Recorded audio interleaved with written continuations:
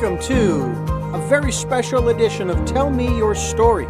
We are focusing on the contributors to the Sacred Stories publishing company's newest book, compilation, if you will, of stories called Mayhem to Miracles. And today's guest on the program is Dr. Bernie Siegel, back for a third time on Tell Me Your Story. Of course, this is the first time that we've been dealing with this subject of Mayhem to Miracles. And Bernie, it's great to have you back on the program. I always enjoy our conversations. Well, thank you. It was a pleasure, of course, to meet your grandson on the work that you and he compiled and put together. That was wonderful. Thanks. Yeah, he's very talented at his age, sensitive to so many things that most of us take a lifetime to wake up to. That's why you talk about mayhem. You need a disaster, and then you wake up to what's going on in the world and what other people are going through, and everything changes. Well, I'll tell you, it's exciting to know that there are members of the younger set. It's just weird for me to be saying that because of course, we both were at one time a member of that set.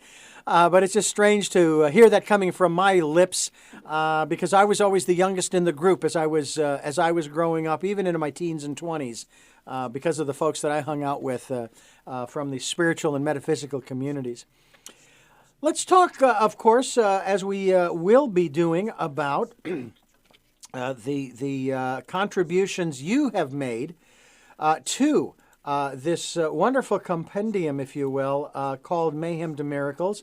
You obviously have a story in there that you submitted called Spiritual Flat Tire Miracles of Life. And I have to say that I've been driving since I was 38. I didn't get the 16-year-old introduction, but I have not had the necessity to change a flat tire yet.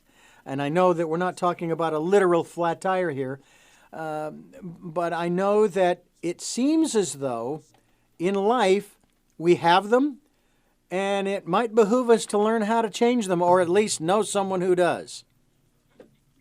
Well, I'm talking about it literally. Aha! And because one of the things, we just had the anniversary of the 9/11 disaster. Mm-hmm. But it was interesting the next day when people said, "Oh, my wife told me you have to go pick up something for the kids before you go to work." And I was really annoyed. But you know what? It saved my life because I went to get something for the kids and therefore was late to work and wasn't in the building when the plane crashed. And there were quite a number of people who said that, whether it was I had to go shopping or I had to pick up something or take the kids to school or whatever it was. And that's when you realize, well, Jung said it, the future is unconsciously prepared long in advance and therefore can be guessed by clairvoyance. And there are times you really get the message to do something differently. And don't fight it. Just pay attention to that intuitive wisdom that's in you. And so that's why I started calling these things spiritual flat tires, because you could have your life saved that way. And one real flat tire was interesting because, again, that who plans these things? I give a lecture. Somebody's taking me to the airport to go home. She gets a flat tire. And she says to me, "Oh, the jack's in my husband's car. We can't change the tire." So I figure, hey, I'm going to miss the flight. Who the hell knows what's going to happen? And suddenly a car pulls up. A young man jumps out and says, "Can I help you?" I said, "Yeah, we don't have a jack." Well, in 2 minutes, this kid changed the tire a lot faster than I ever would have. And we made the plane. But again, it's why was he on the highway at that moment? Yeah. If 5 minutes early, he would have been past that spot. So there are no coincidences, let's put it that way. And the other thing I've learned from that you might call them flat tires is when things have happened in our family. One was one of our children who kept telling me his leg hurts, and I kept saying, "Take a hot bath." And he said to me, I need an x-ray. And he was 7 years old. I said, what do you know about x-rays? I need an x-ray. And I thought, if he's saying it, he knows something, intuitive. And he had a tumor, which from the appearance of it meant you'll lose your leg and you'll probably die because your father was telling you to take hot baths instead of getting it out of there. Mm-hmm. Well, fortunately, I may say before I tell the end of the story, it was a very rare but benign tumor. So he didn't lose his leg, just a piece of the bone. But anyway, before he had the surgery, and I'm picturing what's going to happen to him and death and everything else, he came into me one morning and said, Dad, I said, what is it, Keith? Can I talk to you for a moment? I said, sure, what is it? You're handling this poorly. That's a 7-year-old telling me I'm handling it poorly. He said, we have 5 kids. We're trying to go out in the yard and play and have fun. And you keep telling us to go sit in our room and be depressed, because of what's going to happen to me. And we want to go out and play. And he taught me, yes, go out and play, live in the moment, enjoy yourself. Because what I learned was when you let people live in the moment and enjoy themselves and the flat tire and everything else, they didn't die when they were supposed to. And many of them had the disease go into complete remission. Self-induced healing is the term. It's not lucky. It's because they began to enjoy life and their body got the message. So I'd say to people, don't live the life somebody else imposes on you, whether it's parents or anybody else, and enjoy your life. And don't wait for a disaster to live where you want, do what you want and everything else. I think 2 lawyers, one who wrote in the Law Review,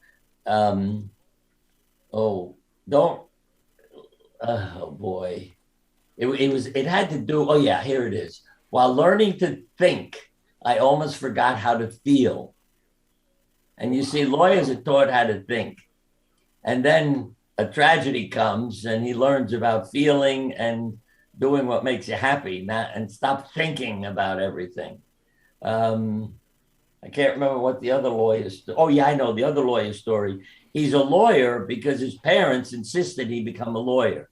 That's what they want to tell the neighbors. Our son, the lawyer, not our son, the violinist.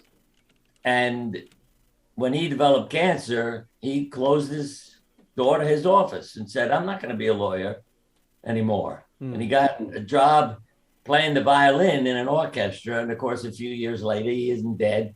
He's having a wonderful time as part of an orchestra playing his violin. And I can tell you endless stories about that. So I'd say to people, don't wait for your flat tire. Yeah. Live where you want to, do what you want to, enjoy yourself. Well, I don't remember who said that quote, but enjoy yourself. It's later than you think. Yeah. So, you live your life. And that's something I've learned. And I had good therapy parents, because I'd say these 3 things to people. I'd come home and say, Ma, I had a horrible day at school. Everything went wrong. God is redirecting you. Something good will come of this. Yeah, that's the feeling I had. Ma, will you help me a minute? But you'd be surprised how much time I sat in my bedroom talking to God because my mother was no help. But I learned, again, you don't know the future. So something good could happen because something bad happened. And so I began to realize she isn't wrong all the time.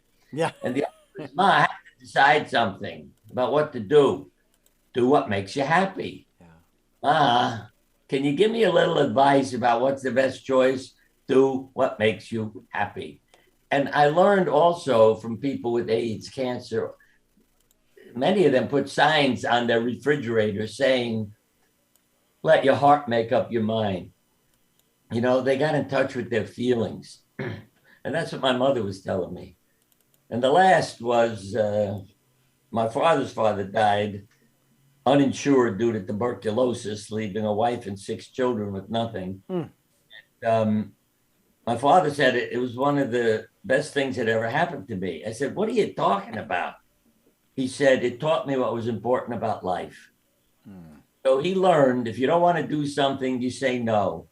If you want to help somebody, you help them. And he helped an awful lot of people, but including me, who got married as I finished medical school and didn't have any money. And I said to him, I feel guilty asking you for help. And he said, if I don't want to do it, I'll say no. Mm-hmm. And boy, that was a lesson. And truthfully, one psychiatrist has that in the list he calls immune competent personality, because he noticed the people who lived longer with certain diseases, if they were asked to do something by friends or family and were able to say no if they didn't want to, they had a longer survival rate than the people who said yes to everything that everybody asked them because of their guilt feelings. So you let your heart make up your mind. You know, my father had some great advice as well along those same lines. He says, eat, drink, and be merry in moderation because nobody gets out of this world alive. Right. And he also told me, and this goes to what you just said about do what makes you happy. When I was a young man, actually a boy, my dad was an appliance repairman as well as worked printing checks. This was back in those days when they had the printing press and you had to typeset and all those things. And he told me, he says, make sure you find a job that you love doing because you're going to be doing it for a long time. Don't get stuck like me. Now, he didn't stay stuck, but those are the words that he gave me, and I have really lived by those for, well, 40 plus years in terms of my career. I'm 61 now, very happy at what I do, love doing this, love sitting here chatting with you here on Tell Me Your Story, New Paradigms for a New World. I'm Richard Dugan, and my special guest here on the program today is Bernie Siegel. He is one of the contributors to the book collection of stories called Mayhem to Miracles, available through the Sacred Stories Publishing Company, sacredstoriespublishing.com. Hope that you'll get yourself a copy of this book and read the stories. Read Bernie's story about those flat tires in life. Well, I'm Richard Dugan, your host, and Bernie Siegel's my guest, and we are talking about giving you choices and knowledge of those choices to help make your dreams come true. It's great to have you back on the program, Bernie, and to chat more about the work that you're doing, not only through this wonderful compendium, if you will, as I like to call it, of stories called Mayhem to Miracles through the Sacred Stories Publishing Company, but also the work that you are doing on your own as well. Certainly we had you on the program talking with you and your grandson about a book that the two of you compiled together, you two worked together on.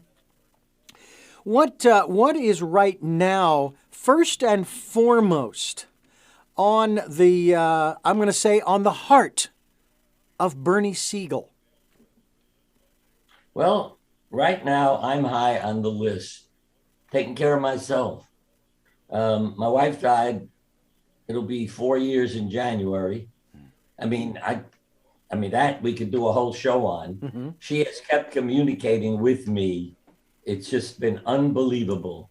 I wrote an article called We Don't Die because I've gotten things from her. Let me just say this. It's like we were married on the 11th. I have found a dime and a penny in more places that you can't explain how it got there. You know, from the mattress of our bed under everything to a bird bath in the yard. I mean, just unbelievable. So I know she's watching over me and talking to me, but I miss her. And the interesting thing was, it taught me what I preach, that, you know, when people would get sick, I'd say, what's going on in your life? Why do you think it happened now? Why this particular illness? And doctors would yell at me, you're blaming your patients. I said, I'm not. I'm trying to get them to understand why they got sick at this time. Like Monday morning, we have more heart attacks, strokes, suicides, and illnesses, you know, because of how people feel. And 9 months after she died, and she was born on 9/9, I had a heart arrhythmia. And I knew that was so classical. You know, what is broken in my body? My heart. I love her. And she died. Yeah. And when I found her in the morning dead, when I went to wake her up, I thought she was sleeping. Oh, I felt an electric shock in my heart. So to me, it was classical what happened 9 months later. And let me just share this so people understand the crazy things that happened.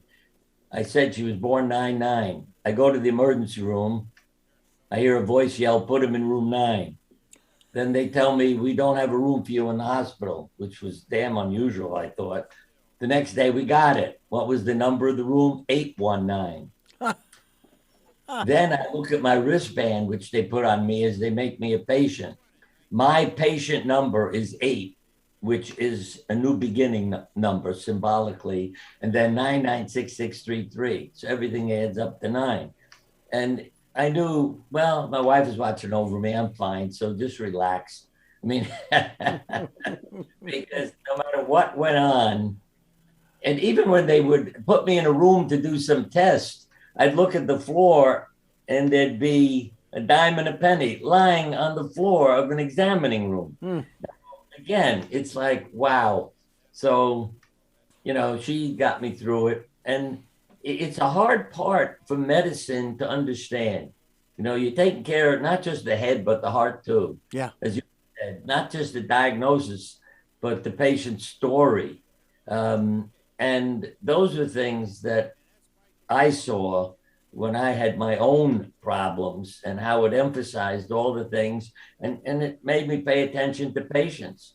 Yeah, one woman said to me that really redirected my life, "I need to know how to live between office visits."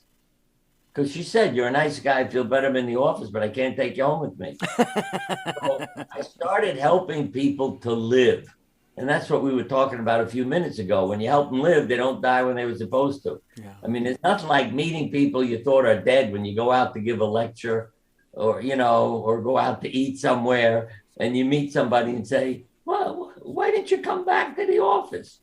What's the point? All the doctors were telling me I'm going to be dead, and I would never say that. It wasn't I was saying it, but they stopped returning for follow-ups because they got such negative feedback. Mm-hmm.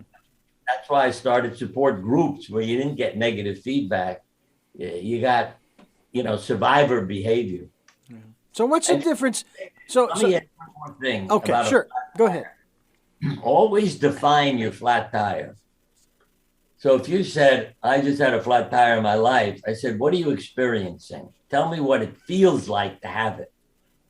And then when you tell me a word, failure, roadblock, confusion, I'd say, "What else in your life fits that word?" Mm-hmm. And many times people just look at me and say, "Thank you," and walk away, because they know damn well what they got to fix in their life. But to explain, when somebody said pressure because of the pain she was in, it was her marriage. The pain left, she went right home to straighten out her marriage. Failure. Oh, my body failed. That's not my question. Oh, well, my parents committed suicide when I was a child. I must have been a failure as a child.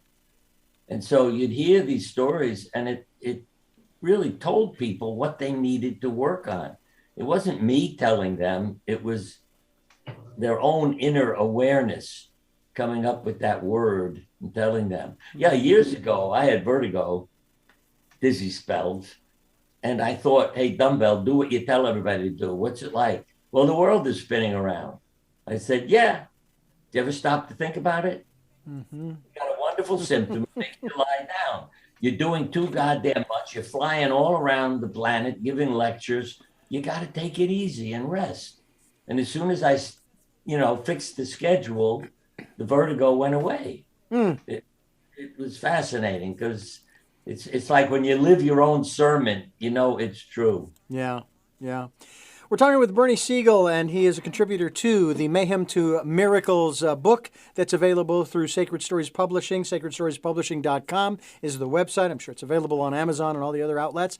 And we are talking with Bernie about his contribution, as well as some other areas we're going to get into as we continue here on Tell Me Your Story.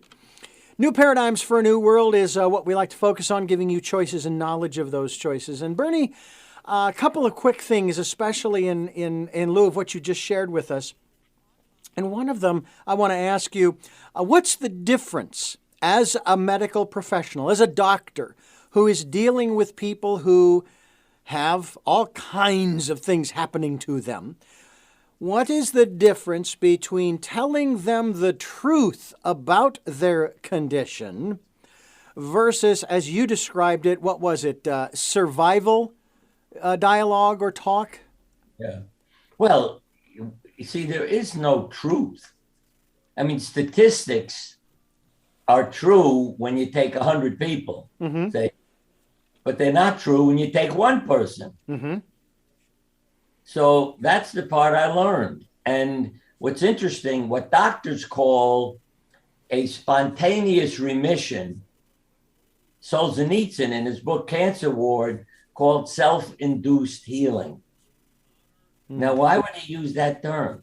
Because Solzhenitsyn had cancer and observed things. And he realized that when people got well when they weren't supposed to, it was self-induced. Something was happening in their life.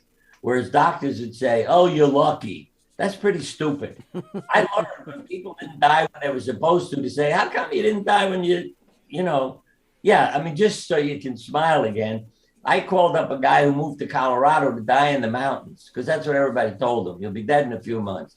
I said to him and the family, call me. I'm coming to the funeral. I feel so close to you. A year goes by, no phone call. I called up to tell the family, why did you ignore me and my emotions and feelings? He answered the phone. He said, it was so beautiful here, I forgot to die. Those are his exact words. And so there were people who bought dogs, bought a house on the ocean, you know, closed their office and got a new job. And I realized they all, one was a landscaper. He was another one who became my therapist. Because I said, you need more. He had cancer of the stomach. I took out part of his stomach. I said, you should have more treatment. There was some cancer in the lymph nodes. He said, you forgot something. I said, what'd I forget? He said, I'm a landscaper. It's springtime. I'm going home, make the world beautiful. So when I die, I leave a beautiful world. He was not trying not to die. 6 years later, the nurse handed me his chart. I said, he's dead. We must have two patients with the same name. She said, open the door. I opened the door. There sat John. I have a hernia from lifting boulders in my landscape business. So I fixed his hernia and he became my therapist. Because he made the world a beautiful place. You know, it was really therapy. It's like being to a psychiatrist, using nature as therapy. And we'd be out together looking at the beauty of the world. And he changed me and what I saw when I took a walk outside. All the colors, just everything, life. I found it true that nature is our best teacher. Your thoughts? Well, I have a quote. I don't know where I put it from Einstein. He basically said, when you understand nature, you know about life. I mean, one of the things I'm always saying to people is the fall, especially, is God's great teaching time. God is really in the blue. Sunlight is the yellow. You mix the blue and the yellow, you get the green leaves. Yeah. Colors have meaning. I do a lot of work with drawings. But you think about this. Why does the green disappear in the fall and all this beauty appear? All the colors. Why don't they show all the time? But that's the typical therapy from God to people. Don't spend your life just being a green leaf. Don't wait till you're almost dead to get rid of the green and say, hey, look how beautiful I am. Look who I really am. Yeah. So to me, the fall is teaching us about life. Reveal your beauty, show your uniqueness, and enjoy that time. And I think nature over and over again is God displaying the message to us that we should live, follow nature. Yeah. And yes, there are seasons, but they all have their part in our life. That's right. Yeah. I have entered a new season in my life, being 61 years of age, and And, I was talking with someone many years ago when I was in my early 50s, asking, so when does one become a senior citizen? And the gal says to me, she says, well, it really depends upon who you talk to, because some people will say it's 55 because some places will give you special treatment, special benefits, and so forth. Some say it's 60, some say 65, and so on and so on and so on. And, of course, I've never liked the term senior citizen. Actually, in my 20s, I coined the phrase seasoned citizen. That's good. Because that's what we are. We have been seasoned by, you could say the seasons, but we've been seasoned by the life that we've lived. And some of us have maybe gotten more seasoning than others. But the fact of the matter is it's what makes us who we are. And you are not just a doctor, but you're also an author. How many books have you written in your lifetime so far? Because you're still here. Also about a flat tire. In college, I was, science major, but I was an artist, and I had been. I painted a lot of portraits. I was very artistic, but I thought I'll take a course in creative writing too. I got 1 C in 4 years of college, creative writing. Mm-hmm. And so one night after I gave a talk, somebody came up to me and said, did you ever think of writing a book and let the book go around? You don't have to keep running around talking. I said, I'm not a writer. But again, no coincidences. He talked to somebody who talked to somebody. They gathered a group of people together, and I talked to a recording machine for hours and hours, the way I'm talking to you. And that got turned into my first book, which was a New York Times bestseller, Love, Medicine, and Miracles, back in, I think, about 1987, probably. Wow. And I remember my sense of humor, and that's something important, the point I want to make. If you laugh, you live longer and don't age as quickly.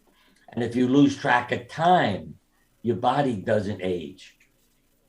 If you thought, and I mean this seriously, I've seen this in my own body. Mm-hmm. I've been in pain, but was painting a portrait.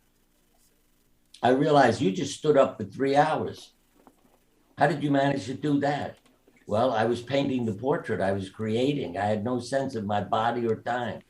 And I noticed the same thing in the operating room because I had injured my back. And I literally, the pain was excruciating, but I could operate on people or paint portraits and not feel pain till I was done. Then I'd flop down on the floor, and take it easy and let my back feel better.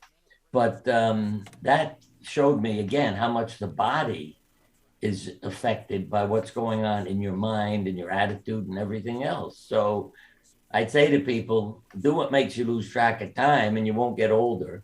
And the other is you laugh, even for no reason. These are studies that are done. Those patients lived longer than people with the same diseases who didn't laugh for no reason. And I'm a comedian. I can't help it. I'm a crazy kid. It's like a part of me that I have no control over. So when people talk to me, I say crazy things and behave in a crazy way, and then they all end up laughing. I mean, one of my favorites is, I didn't do it to you when you said hello, but I went into the post office the other day because I do this so often. How are you today? And I've been training them. I say, when I come in, say, you're looking very well today. Don't say, how are you? How you feeling? Well, the guy behind the counter still hasn't learned his lesson. So he said, how are you today? I said, I'm depressed. I've run out of my antidepressant and my doctor's on vacation, so I can't refill my prescription. And everybody is, in the COVID line is staring at me like, oh my God, what's he going through? Then I get a poke in the back. Usually what happens is people offer me their antidepressant. Nobody's ever poked me in the back. I turn around. Woman said, I am a psychiatrist who specializes in depression.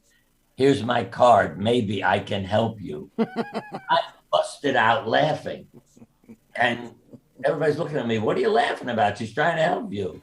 I said, I'm not depressed. I am a doctor. I do that just to train people not to ask me. So I had to explain everything to everybody. But, we're all wounded. I know that. But, be good to each other. Not just, how are you? Let me give you a hug. Yeah, in the supermarket the other day, lady with a bandage over her eye came up. And this impressed me because she said, see, her flat tire. She said, you're the only person in Stop and Shop who hasn't asked me what happened. That impressed me. She's got a visible wound. And I would tell that to people. Put a bandage on. Let people talk to you about your troubles and their troubles. You'll all feel better. But my crazy self, I said, because I know what happened. She looks at me. You know what happened to me? I said, yeah. I got an abusive spouse also. And then she looked at me like, what, are you crazy? That my husband didn't punch me in the eye. Until I told her I was just kidding. Yeah.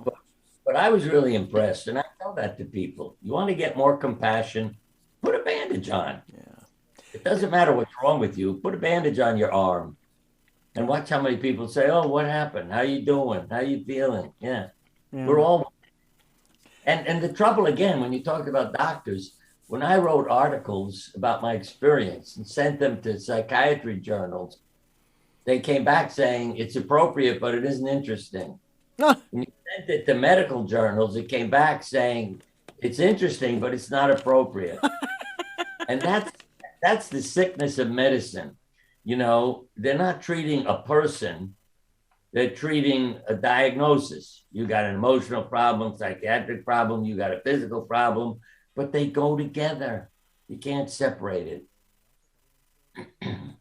Well, we're talking with Bernie Siegel, and we're talking about obviously a lot of different things here on the program, but he is here on the program to help us to learn more about our own personal flat tires as we go through life, and that's the title of his latest story that is in Mayhem to Miracles, that is published by Sacred Stories Publishing Company. SacredStoriesPublishing.com is where you can find out more. You may be able to purchase the book there, if not on Amazon and other locations on the internet as well. Maybe your local bookstore, if you have one, may even have copies of it as well. And we are talking with him here on Tell Me Your Story, New Paradigms for a New World. I want to ask you, Bernie Siegel, who is our guest here on Tell Me Your Story, in reference to, you mentioned that your wife passed 4 years ago. And you talked about the heart condition, the murmur, immediately following. And hey, my heart is hurting. It's broken because she's gone. Now, I didn't find out about this until 2 or 3 years after the fact. My ex, or former, I should say, I want to say former parents-in-law. The husband, my former father-in-law, passed away of an aneurysm, which they knew was there for decades, but there was nothing, it was inoperable. There was nothing to do about it. And it finally, I guess, it burst and he passed. And then his wife, my former mother-in-law, passed 4 months later. And I guess they actually put, I don't know if it's on the death certificate, but the medical records, she died of a broken heart. Obviously, they were very connected in that regard. Right. Now, the way you've described it, I would say you probably had, and obviously to this day, in a manner of speaking, you still have that kind of relationship with your wife. Has there been any point along this way in the past 4 years where you say, you know what, I just want to go be with her. I'm done here, or... Well, she is with me. And so that's the difference, though, is that you're not going anywhere yet. This is one of the other things that fascinates me. Mm-hmm. People don't say, I said my wife died. You talked about people who passed. Uh-huh. I used a different term. Yeah, but why do you have trouble saying died? The only reason that I use a different word is only because the word die for a lot of people is energetically charged. I'll even use the word transition. Well, I think we should use the word died and get used to it and understand it and accept it. Because at the hospital, mm-hmm. I walked into a room where a friend of mine, a neighbor, had been, and the bed was empty. So I said to the nurse, "Oh, Alan died." And she said, "No, he Brady'd." I said, Now, what does that mean? Guess the name of the building that the morgue is in. Oh, Brady. Brady Building. Yeah. Uh-huh. So he's Brady. I mean, that's how sick it is. You know, Yeah. that Yeah. we keep seeing death as it's he's lost, he's gone, he's this, he's that. Death is not a failure. Okay, we're all gonna die someday. Mm-hmm. If you don't live, then yeah, because the best hospices have dropouts and graduations because you go there and they say, well, let's get your life in order, you know? Mm-hmm. Then they get their life in order and they say, you know, I feel better now. I think I'll go home for a while. It's like I haven't talked to my son for 20 years. And now that I'm dying, he's come and visited and we have a relationship. So I think I'll go home and keep talking to him, Yeah. that sort of thing. So we've got to live with the sense of our mortality, definitely. Point. And Well, your point is very well taken. not Yeah. our consciousness. So that goes on. I had a near death experience as a 4-year-old choking on a toy. I had a past life experience when somebody said to me, why are you living this life? I went into a trance. She was referring to how busy I was. And I saw myself, and to make just a long story short, I saw myself with a sword in my hand killing. And I said, wow, maybe that's why I'm a surgeon, to help people with a sword. And so I know all these things. And even my wife was a part of my past life. And I know our marriage in this life solved a lot of problems from the families in the past life, healing and bringing us all together. But it's, again, my wife died in her sleep. As I said, it was a shock to take her hand to say, hey, honey, come on, it's time to get up, and realize how cold it was. And that's why the only thing I can describe is like I got it's like getting hit by lightning. Mm-hmm. I felt a zap in the chest. My heart didn't go crazy right then and there, but over the ensuing months, yeah. But as I say, I still stay in our home. She wanted to live her life in this house and die here, and she did. I didn't steal it. It fell down. I picked it up. It was a road sign that said Sunset Lane. And it said to me what my wife wants. She wants to live here till the sun sets on her life. So I took it off the driveway, and now it's in our front yard for me to just pay attention to. But after she died, I mean, literally, she communicated with me and still does, finding things, hearing sounds in the middle of the night, human sounds. They can't be from anybody except her spirit. Right. And the kissing me goodnight was incredible. She dies. Over the next few weeks, I hear a noise every night when I get in bed, like blowing out a candle. And then I'd feel a breeze on my face. I thought, oh, she's kissing me goodnight. It went on for weeks.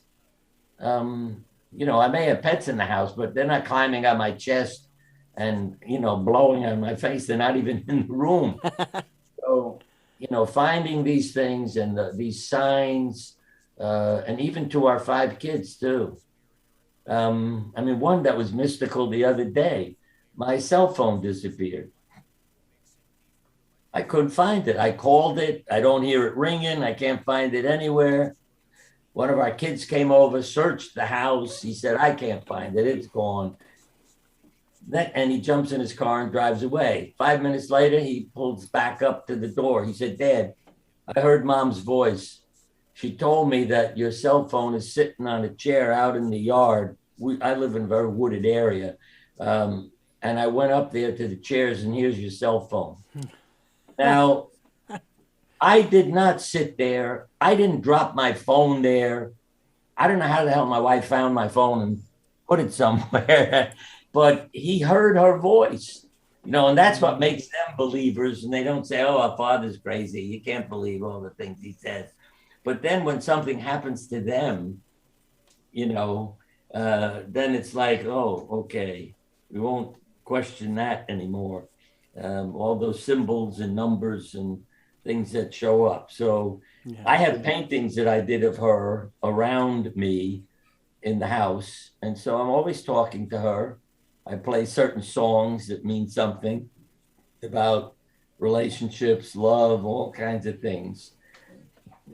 I have no trouble going to the cemetery and all the messages I put on the stone. You know, the best thing that ever happened to me, if I had to do it all over again, I'd do it with you, and things like that. And I'll be lying there next to her someday too. Yeah. But you know, I go there. I may walk the dog. You know, I'm not just going to the cemetery, but still, we walk around. Let her know I'm always thinking of her when she knows I am. So, you know, there's a completeness to it. Yeah. Now, at the same time, I could say, damn right, I miss her. You know, it broke my heart. So my heart acted out. Mm-hmm. I had to get help. But on the other hand, I am not going to, well, another symbol. I'm not going to put out my wife's heavenly candle with her tears and my tears, you know, by grieving all the time. So I want her to have a good time in heaven and look down and laugh every now and then at me, rather than just be, you know, letting my tears and my grief make her time in heaven uncomfortable and unhappy. Yeah. Spiritual Flat Tires is what we're talking about, the story that Bernie Siegel has contributed to the book Mayhem to Miracles, published through Sacred Stories Publishing. It's the third in a series, starting with Chaos to Clarity and Crappy to Happy. And this particular compilation is one that is available through sacredstoriespublishing.com. Certainly go there and find out more as we continue talking with Bernie Siegel here on Tell Me Your Story. New paradigms for a new world. We're looking for those new ways of living because it's pretty obvious the old ways don't work. But just look around you. We've got to find those new ways, and I think that, Bernie, you have helped to facilitate at least the thinking about, the processing, yes, of at least the imagination in us in terms of saying, hey, let's consider other possibilities. When they declared the pandemic, my first thought was, when they shut down the country, hey, guess what? It's this new thing. Some people are saying it's like the flu. Some people are saying it's this, that, and the other thing. But we're doing something different. Einstein always told us, he says, insanity is doing the same thing over and over again, expecting a different result. Well, guess what? We're doing something totally different this time. Finally. And we don't know what the end result's going to be, but it's going to be different. It's going to be absolutely different. And that excited me because of the opportunities that we didn't even know existed at that time. See, the things that integrate into all that I've been doing, I could show you magazines from the 1990s where I was interviewed because of my books and things. And the headlines are The Controversial Dr. Bernie Siegel. And when I was on Oprah, and she liked me and agreed with me, but she always invited 5 or 6 doctors to yell at me, telling me crazy and why are you blaming your patients? And oh boy, it used to wear me out. And I'll tell you something, boy, was I impressed with Phil Donahue. I went with 3 women with cancer to be on his show. And the stage was all set and I got up to go up there. He said, no, not you. I said, excuse me. He said, you're in the audience. You sit down in the front row. I want the 3 women up on the stage. And boy, did I respect him for that. He knew who the teachers were. See, they were the people living the experience with cancer. They were teaching me. So they went up on the stage and they were the teachers for everybody. It wasn't like Oprah, you know, Phil didn't invite 5 doctors to yell at us. So everybody learned from us. And I'd say that's the key. Learn, you know, keep your mind open and learn from your experience. And that's what I've done. And all the wounds that we accumulate over our lifetime. Yeah, let me give you another fact. Harvard students were asked, did your parents love you? If they said no, 98% had suffered a major illness by middle age. If they said, yes, my parents loved me, 24% had suffered a major illness by middle age. So you see where, your parents loving you. Yeah, what saved my life was my grandparent, because my mother, oh, my whole life could be a movie. I mean, it sounds like fiction. My mother was very sick with hyperthyroidism, lost an enormous amount of weight. And the doctors told her, do not become pregnant. It could kill you, the added stress. But her mother said, I want a grandchild. No. So my mother went ahead and became pregnant.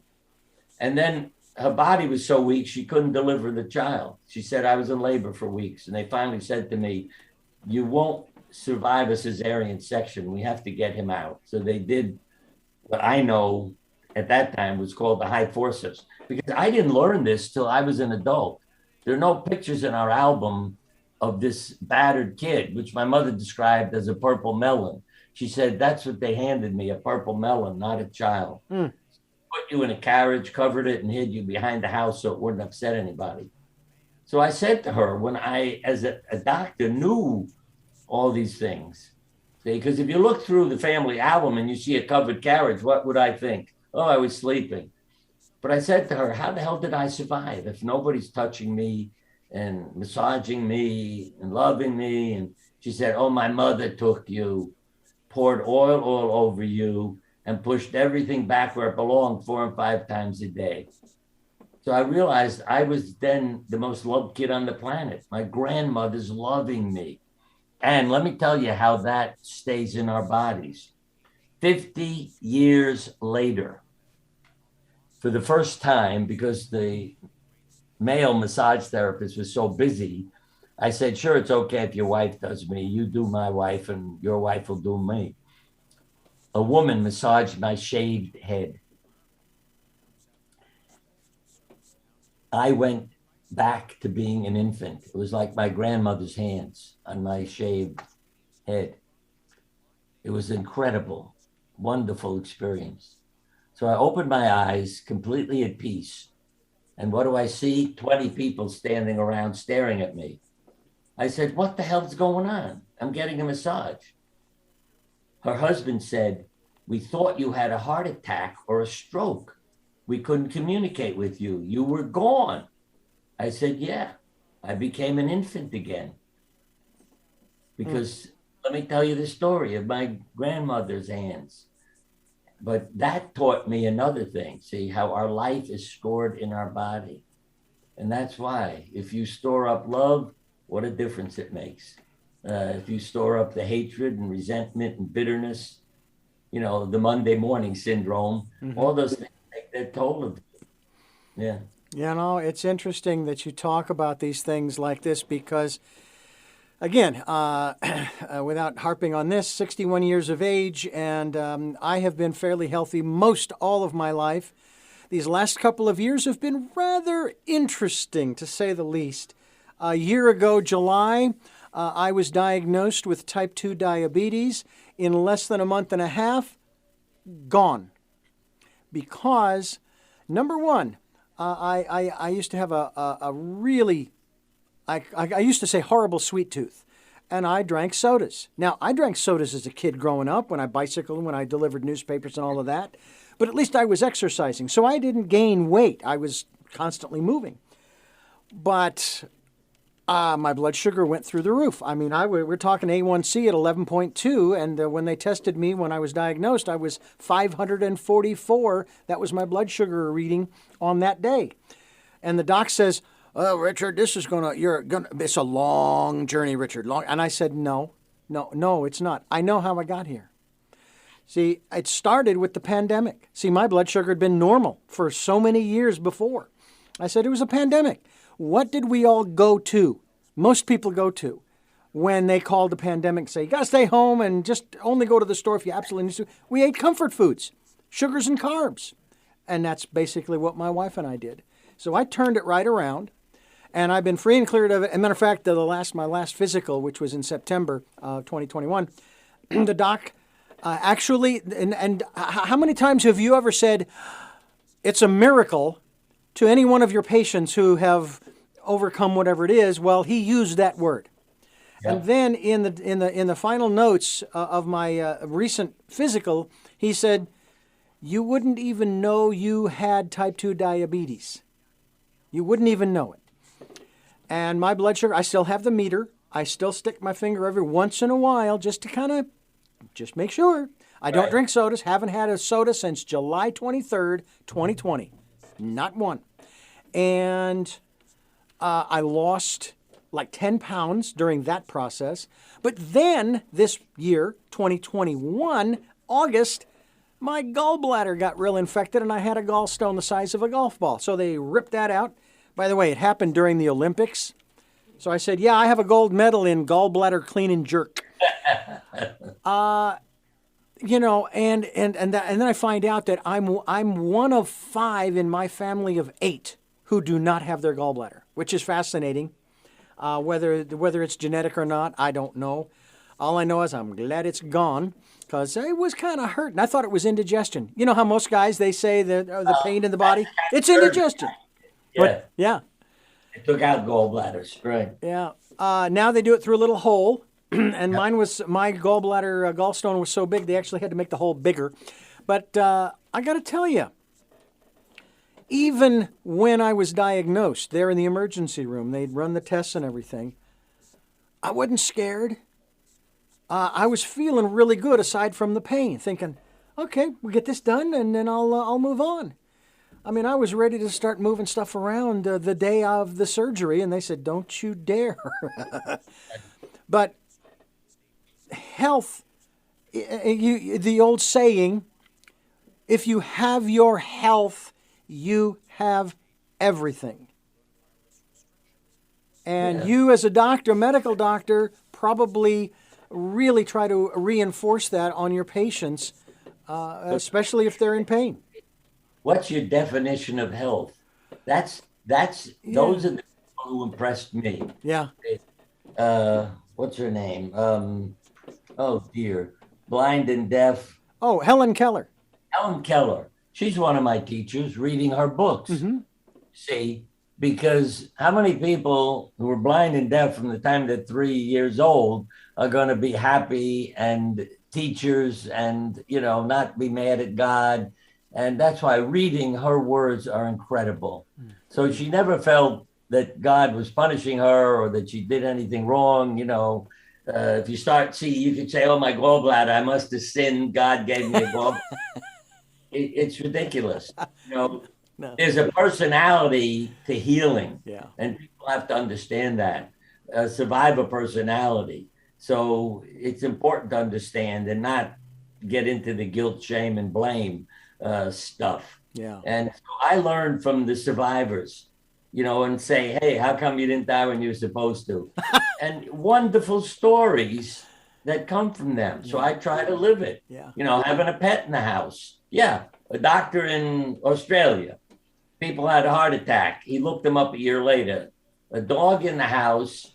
I forgot what the percentage was, but it was quite significant. There was far fewer deaths if there was a dog in the house a year after the heart attack than if there was no dog in the house. I forget all the percentage numbers, but they were significant. And he didn't believe it one way or another. He just wanted to see what it did. Yeah. But what you realize when you pet also, this is scientific, a furry creature, your bonding hormones rise. So you relate to people and connect better. And I always say this to any women watching this who are single and want a husband, get a dog first, take it for walks. Because in one study, the women who had the dog said, oh yeah, the man I married, I met walking my dog. And so get the dog and get out of the house with the dog. Yeah. Well, they also say too that having pets in your life lowers your blood pressure. Yeah. Oh, yes. Yeah. I mean, I might as well tell you, I'm 88. Okay. Mm-hmm. And I'm doing everything, I still mow the lawn and, take care of myself. And I pay attention to what I eat. Mm-hmm. Again, see, talk about the flat tire. It's if you live your life trying to not have a flat tire, you can go nuts, Because the other day when I went to the dump, I hit a spike that was in the a road and I got a flat tire. It wasn't what I was doing that was crazy, but I got a flat. Okay. So we fixed it. It's a nuisance. But still, enjoy your life. Don't be afraid to just, avoid flat tires or avoid troubles. Enjoy your life. Do what makes you happy and live it. Yeah. So I don't stop driving around because I had a flat. I say, okay, it happened. Yeah. Because again, how do I know what didn't happen because I had the flat? And I met lots of nice people who helped me. That's yeah. Bernie Siegel's my guest here on Tell Me Your Story. We're talking about the book that he has added his story to about the spiritual flat tires in our lives. And we're talking about it from the context of the book entitled Mayhem to Miracles. That's right, Mayhem to Miracles, available through Sacred Stories Publishing Company. SacredStoriesPublishing.com is the website. You can also get it on Amazon and many other locations. And Bernie, I always love the opportunity to sit down and chat with you and find out more about you and the work that you have done over the many years that you have been serving the people that have come into your life, whether they be patients or just people in general, your family, how you have shared on this program, especially about your wife and the love you have present tense for her. Even though she has died, right, she is still there with you, and that's an exciting thing to experience, I'm sure. And nobody, least of all me, thinks in any way, shape, or form that you're crazy. I wish we were all, if you were crazy, I wish we were all as crazy as you. Okay? Let me mention a couple little things. Sure. Myself and my wife, and also I have a website, BernieSiegelMD.com. Yes. So you can go there, look up my books and other things. I mean, you mentioned our grandchild. I had written poetry in my, as part of helping me to heal. Mm-hmm. Suicide rate in doctors is higher than the general population. We're not trained to deal with all this stuff. So my wife helped me once when she found my journal. She said, there's nothing funny in it. I said, my life isn't. She said, honey, listen to all these stories you tell us at dinner that have us laughing, and you never put them in your journal, And so I started writing about the good things and the poetry. So it wasn't stored up in me. And I'd say that to everybody, don't store it, get it out, put it on paper. And the other was my wife, she did stand-up comedy, literally, on stage. And a lot of it was about relationships. But one thing that happened in the kitchen one day, I was angry. I don't know what it was went on, but I'm bellowing and upset. And she said, you're so handsome when you're angry. And I just, then I'm standing there smiling and feeling wonderful. So I tell that to all the women. If your husband ever gets angry, just say, you're so handsome when you're angry. And then they stop. And the other, because people would see how much in love we were. We were married for, I think, 63 years. Since we were kids, our whole lives were together. Because I was still going to school and everything else. But anyway, we were in this restaurant waiting for a table, and several people came over to us and said, how long have you two been married? Because they could see how we were loving each other. Mm-hmm. I said, we've had 40 wonderful years of married life. The only trouble is they weren't consecutive. Then they looked at me like, oh, you rotten man, you. Yeah, but my wife, once a bunch of women came up to her after I had spoken, and she did, and they said, oh, what's it like to be married to him? And she said, it's a struggle. And these women all looked so shocked and turned and looked at me like, what are you doing? But I nodded my head, yeah, because, see, the two of us knew it was something you work on. You know what I mean? Yeah. So, yeah, it takes, and especially when you got 5 kids. Oh, let me just give you one of her funny punchlines, because I had 3 boys. And I said, honey, let's try again, because I'd like to have a girl when we're older to take care of us. No. And I kept after her. So finally she said, all right, I'll try one more time. A few months later, they take an x-ray and the obstetrician said, you're going to have twins. And my wife said to me, if it's two more boys, I am not coming home from the hospital. That's why she was so good at handling. Thank God I heard the obstetrician say, what a gentleman. He let his sister out first. Yay, thank God. Well, I am always thrilled when I start these programs and also anticipatory as we come to the end because of everything that will come in between. That's part of the excitement that I get with these programs. And I also remember, too, I want to say, I think it was Norman Vincent Peale. I may be wrong here. He's the guy, and you can correct me if I'm wrong, who was in the hospital. He was told that he was going to die in, like, I don't know, 6 weeks or something. And he said no. And he started watching all kind of, like, Three Stooges and all of that kind of stuff and laughing. And he lived, I don't know, several more years after that. Yeah, he and I were good friends. He became a teacher for me. See, one of the things, again, what our parents teach us, Norman said, when I talked about how my parents told me things, and he said, oh, yes, his mother. And he'd have a horrible time, and his mother would say, Norman, if God slams one door, further down the corridor, another will be open. So he grew up with that same thing, and I spoke at a lot of his conferences. As a matter of fact, one of the people I met was a gentleman named Max Cleland. I had all our 5 kids talk to him. Do you know who he was?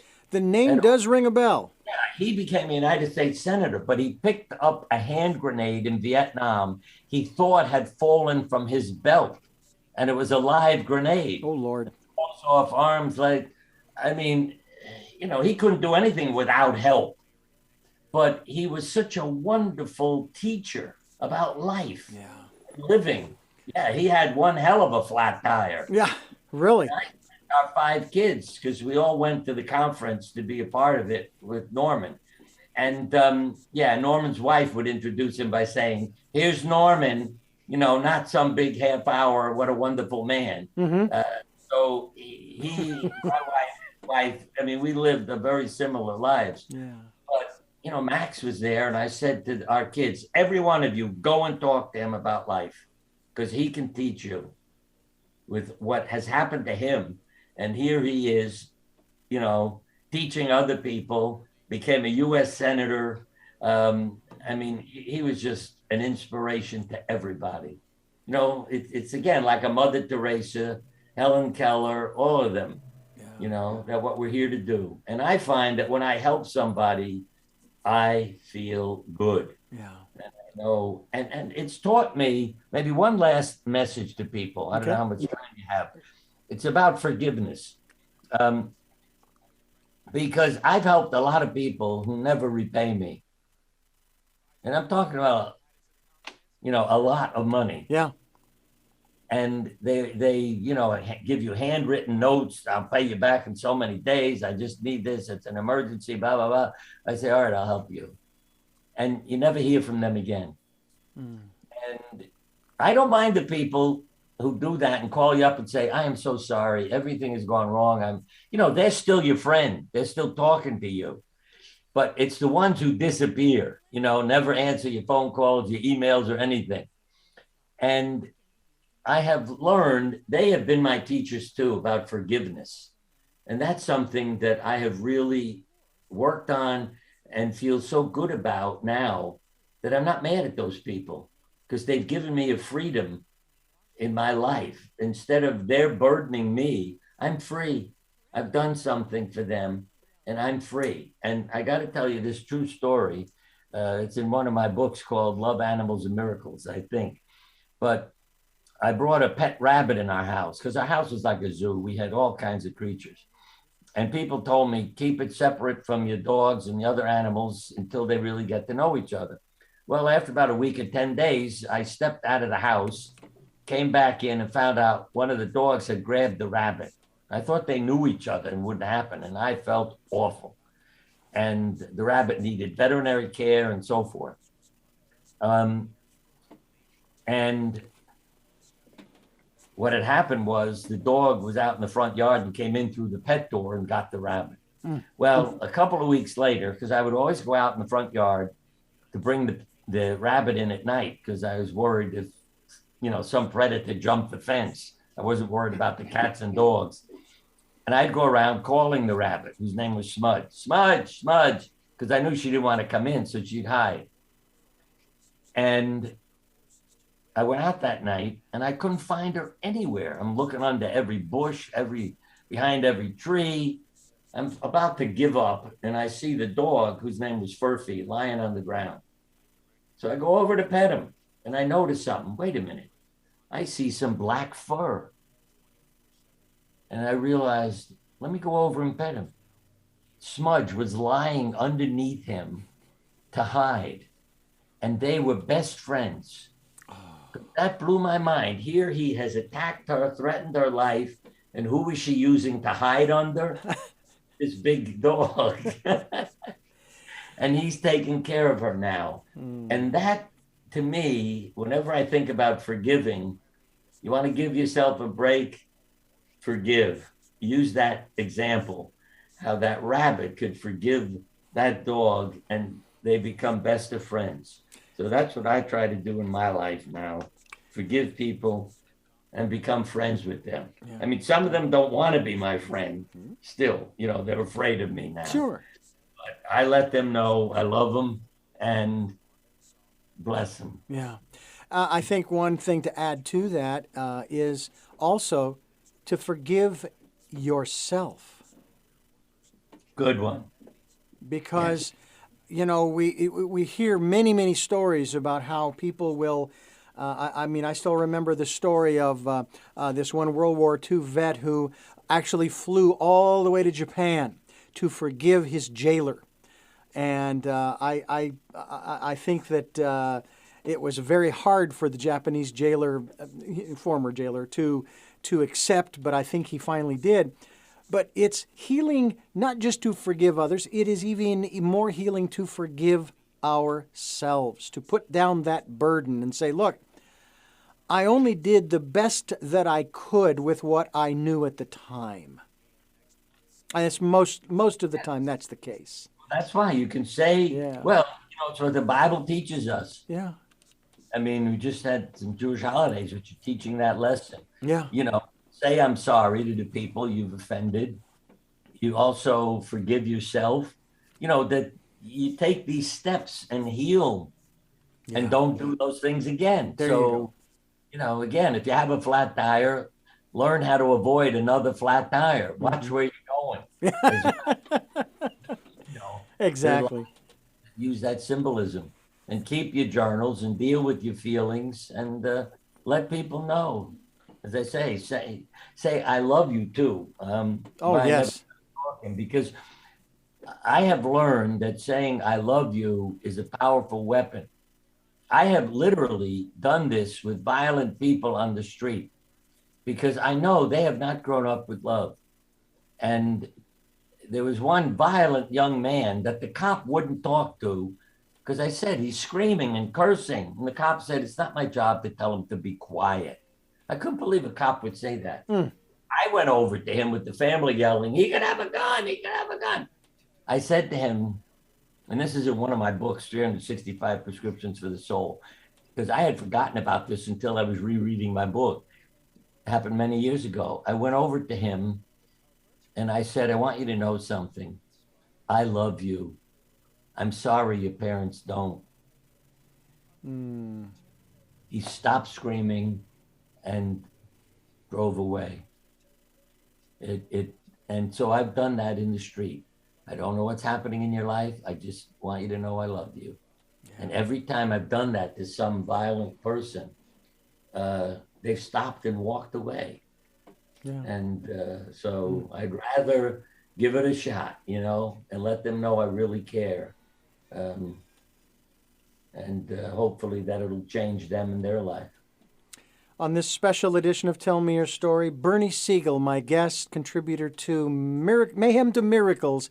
And we are talking about the work that he has been doing for some 88 years of a portion of the 88 years of his life, a large portion, and we're grateful that he has joined us here on the program. We are talking about a lot of wonderful things on this program, and this particular series focuses on Mayhem to Miracles, the book that is out by the publishing company Sacred Stories, sacredstoriespublishing.com. You can also go to BernieSiegelMD.com to find out more about Bernie and all of the, how many books, Bernie? What's the number? Up to 19. 19 books, folks. You will then, you get all of his books. You will have your own personal Bernie Siegel library and a lot of great wisdom that has been brought to us from and through Bernie, and we're so grateful for his participating in this program. Bernie, I asked you this twice before on the previous 2 interviews that we did with you. I'm going to ask you again those 3 questions that I like to ask all of my guests. You may have addressed them during the program, but I like to ask them directly. Before I do, I want to remind our listeners and viewers that this program is here on Sundays at 7 a.m. and 7 p.m., Monday mornings at 1 a.m., Wednesday mornings for the special edition, that's a 9 a.m. special edition of Tell Me Your Story, and we are streaming live at those times at richarddugan.com. You also can hear them in their full format. That's right. They are podcasts, and they're on SoundCloud, iTunes, TuneIn Radio, Spotify, Stitcher, Player FM, Blueberry, iHeartRadio, Amazon Music, and many other locations across the internet. Hope that you will, I know you will find it. Just look for Richard Dugan and Tell Me Your Story. And we are on YouTube, so you can watch these interviews. You can watch the 2 of us, the 2 bald guys, here on the program, conversing as we do about all kinds of wonderful things. Hope you'll do that. YouTube and Tell Me Your Story and Richard Dugan. I did notice there's another channel called Tell Me Your Story, but it's not this one. I'm the guy with the hat. Also encourage you, if you can, support us financially. We would be ever so grateful. We're grateful for those who have supported us and those who will. And all you have to do is go to PayPal and then send whatever you can and put in my email address, which is richard@richarddugan.com. It's that easy. And we have the PayPal account for your security as well as ours. We also ask you to spend time during the decade of perfect vision, going within, listening to that still small voice, and just being calm and at peace and quiet. And if you're out in nature, listen to nature. It's our greatest teacher out there. And we encourage you to do that during the decade of perfect vision. With all of that, Bernie, let us start with the first of 3 questions. Who is Bernie Siegel? Well, I'll tell you how I learned the answer to that. I'm on the board of directors of Heaven as a visiting consultant. And the first time I was up there, I noticed the admission line. And, you know, when you get to the head of the line, what do they say to you? How do you want to be introduced to God? And this guy said, I'm a New York lawyer. And they said, come back when you know who you are. Next person came up and said, how do you want to be introduced to God? And the little old lady said, tell God one of his children is here. They said, come on in. So that's the part I feel about myself. And I'd like to say to God, hey, I'd like to be your right arm.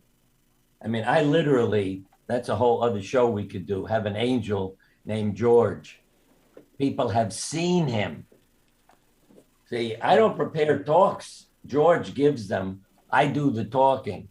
I mean that. Mm-hmm. And when people started seeing him, drawing his picture, describing him, it blew my mind because I met him in a meditation. So, and I know he saved my life when I was 4 years old, choking on a toy. He did a Heimlich maneuver on me because I was out of my body as a happy 4-year-old saying, oh, what a wonderful experience, you know? I know my mother's going to find me dead, but I preferred being dead. I was mad when I didn't die. Let me just say it in these ways. When I didn't die and came back into my body, I yelled, "Who did that?" Those are the first words, because I had decided to be dead and God changed everything. And then realized it was George. He was taking care of me. But what else was the question again? Because George lost track of it. Well, you and I are on the same track because the universe asks the questions on this program. I'm just along for the ride. But my question to you basically was, who is Bernie Siegel? Yeah, I'd say I'm a child of God. And before I go to bed at night now, I started reading the Oxford Bible from page 1 all the way through. And I read other spiritual literature too, to try to teach me. Yeah, there are things in the Bible that upset me when people are violent and killing each other. And then there are things when Jesus steps forward and says something, that helps heal. And oh, you'll love this, what I learned. The Mel Brooks visited the author, I forgot his name, maybe it'll pop into my head, but he was visiting who had Guillain-Barré disease. He's paralyzed, lying in bed in the hospital. Mel Brooks goes to visit him. And the author, who was in bed, wrote a book about it. And he said, Mel Brooks came into the room and said, "In the name of Jesus, stand and walk." And he said to Mel, "It didn't work." Well, I think it was Joseph Heller. And Brooks said, "It was worth a try." So when I read the book, I wrote to Mel Brooks. That's the kind of crazy person I am. I said, "Mel, the trouble is what you said. If you'd walk in and said your sins are forgiven, he would have gotten up and been well again. It's not a mechanical project, rise and walk, stand and walk. It's about your sins." I got a letter from Mel, which made me know he was a real person. Because, it's like if you write to the president, you don't get an answer. And he wrote back saying, "Thanks for straightening out the Jesus talk. Never again will I forget to say your sins are forgiven before I do my regular mumbo jumbo." And then the letter ended with, "Your sins are forgiven, Mel." Yeah. So we became friends because of that. Oh, that's beautiful. He's a real person. Yeah. As are you. As are you. Let me ask you my second question. What is it that you hope to or want to achieve through the work that you are doing now? Well, helping people to heal. One humorous one that I tried, I wrote to my college. I said, "I only have one C in 4 years in creative writing. If you raise that to a B, now that I've had books published, I will, graduate with high honors." And they wrote back. I mean, that's my sense of humor. See, I thought they'd laugh. And they wrote me multiple page letter about their inability to alter grades after you graduate. And I felt sorry for them, because I wanted them to laugh, not say, "What is wrong with this guy? We can't," But it's, again, helping people to heal and reparenting. Oh, that's something. That word. I've had suicidal people say to me, "Will you be my father?" This was in my office. "Will you be my CD?" I said, "What do you mean a CD? My chosen dad." So since that day, I have started saying to self-destructive people, "I love you. I'll be your chosen dad." And I have a card here that I keep right next to my computer. This is this year's Happy Father's Day to my bonus dad. This is a young woman who called me on the phone. It was on my answering machine, and I turned it on. "Dr. Siegel, do you have Jack Kevorkian's phone number? I want to be dead. I have a brain tumor, a father who sexually abused me. I want to be dead." I called her. I said, "Becky, I love you. I'll be your father. But, let me love you. So she's alive, and it's probably 30 years later. She's still alive and sending me cards every couple of weeks with lots of love. She sustains me now. But yeah, I'm her father and she's alive. And if we did that to each other, Yeah. because I've done that to my patients who were badly burned. One said, I'm scarred because she was wearing a turtleneck sweater with long sleeves and 98 degrees outside. I said, what the hell's wrong with you, Madeline? I'm ugly. Then that summer, she needed a job. I said, I can get you a job at a nursing home. I knew she'd have to wear an outfit that would show all her scars. She had fallen into the fireplace, and that's when I took care of her as a kid. And so she said, oh, okay. And she took the job. And then when she came in the office, I said, how's your job going? And these were her exact words. Nobody noticed my scars. I said, Madeline, when you're giving love, you're beautiful. And you see, what does that do for you? What did it do for me? Years go by. Bernie, I'm getting married. My father died, so I want you to be my father at my wedding. And I said, thank you. What a gift that was. And she said, I want to dance with you as my father.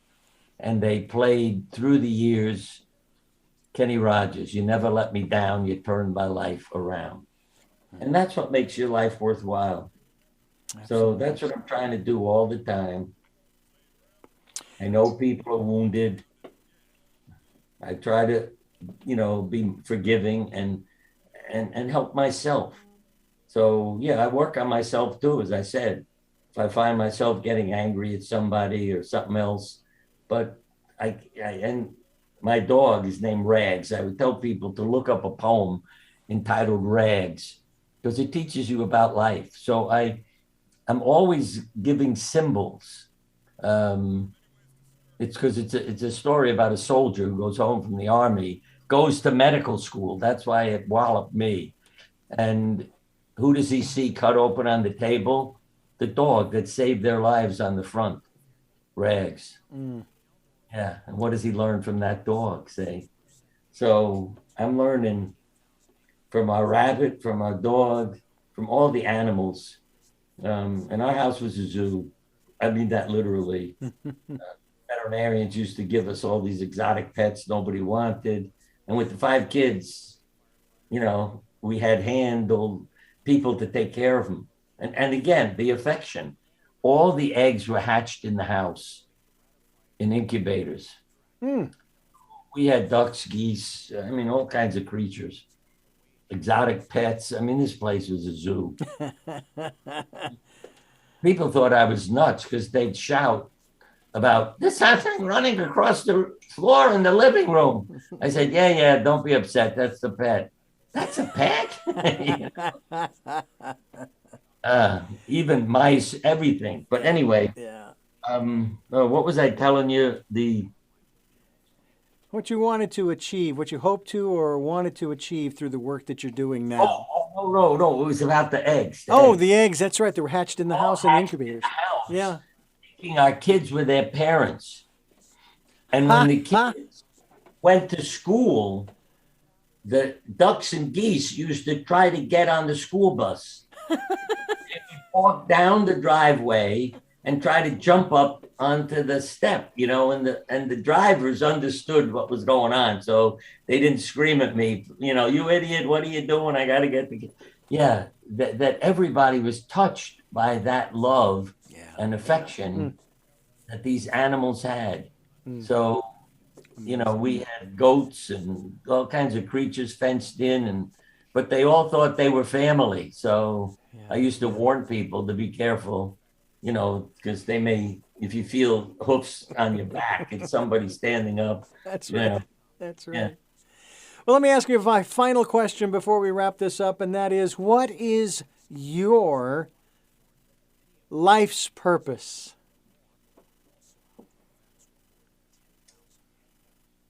What is my life's purpose? Oh, I used to have a funny answer. I can't remember what it was, but I'd say it's to help people live their authentic life and realize the power that they have, meaning what do faith, hope, love, I wrote Love, Medicine, and Miracles, Peace, Love, and Healing, and a lot of other wonderful titles, a book of miracles, because it's the potential. Maybe that's the best word. The message I have for people is you have a potential. So when people came back to the office free of a disease they were supposed to die of, I would hear answers. I left my troubles to God. I moved, I took my job, I got a dog. They always had something they did. And we have to realize we have that potential. And don't let others take that away from you with their words. Just live your life, and that not to feel like a failure. Because what shocked me was I sent out 100 letters saying, you want to live a longer, better life, come to a meeting. 12 women showed up. I was expecting several hundred people because the secretary didn't say it's only for those who received the letter. So I thought everybody will bring their friends and relatives. And I realized people are afraid of failure. He wants you to read a book. I'm busy. He wants you to draw pictures. He wants you to answer questions. He wants you to talk about your feelings. I'm not an artist. I'll have my 12-year-old do that. It's all that craziness. So stop being afraid of failure and participate in life, your authentic life. And when you get tired, then it's okay to say, I'm tired of this body. Yeah, my father said to my mother, so people know this is appropriate too. I need to get out of here. And she said, help him out of bed. I said, he's talking about his body. So I can tell you, my wife died in her sleep, her father, her mother. Oh, I knew my mom wouldn't die with me in the room because she had leukemia and outlived everybody's expectations. And her doctors were now her students. They were so impressed with her and what she had done. But I said to people, don't think I'm a terrible son, because if I leave the room, I know my mother. She's not going to die when I'm in the room. That would be letting me down. And sure enough, I stepped out of her hospital room, came back half hour later. They said, she died. I said, see, that's what I'm talking about. But maybe this is a wonderful closing statement from my mother, because she so lived my sermon. It was incredible. I forgot she had cancer. I mean it. She said to me one day, I have to go get a blood count. I said, for what? Don't you remember I have cancer? I said, no, I don't remember. That's how she lived. But anyway, Thich Nhat Hanh, in one of his book, talked about bells of mindfulness in countries where he lived. He said, bells will ring all through the day. You don't hear them here. You hear noise in the United States. But in the Buddhist countries, we ring temple bells. And you stop what you're doing and you breathe peace. Then you get back to what you're doing. Well, I told everybody, put it on my website, called my family. I said, create a temple bell. It could be any sound. You could hear a car horn. Stop and breathe peace. The phone rings. That's what I began to do, because you get all these stupid robocalls. But I noticed I'm not mad at them now. The phone would ring about 5 or 6 times, and I'd pick it up and say, hello. And I'm not mad, because they made me feel better. Yeah. Well, one day I called my mother, and the phone is ringing and ringing and ringing, and I'm getting panicky, because she's a senior on her own. So I'm about to hang up and call the neighbor to say, run over and see if my mother's all right. And she picks up the phone. I hear her say, hello. I said, Ma, are you okay? Why are you asking? You didn't answer the phone. I'm doing what you tell people. I'm breathing peace. I said, Ma, not you. You answer the phone. That's beautiful. Bernie Siegel, thank you again for another wonderful conversation. And we look forward to having more with you for as long as you are with us here. And I wouldn't mind if, you followed me around from the other side. Just be clear as to the messages you're sending so that I can pass those on to the rest of the world. I just, you're a beautiful human being. I love your hairstyle. We must go to the same barber. What's in us? That's right. That's a good statement you just made. You want to know about yourself. How do you feel about other people? Yeah, that's it. That's it right there. Bernie Siegel's been my guest.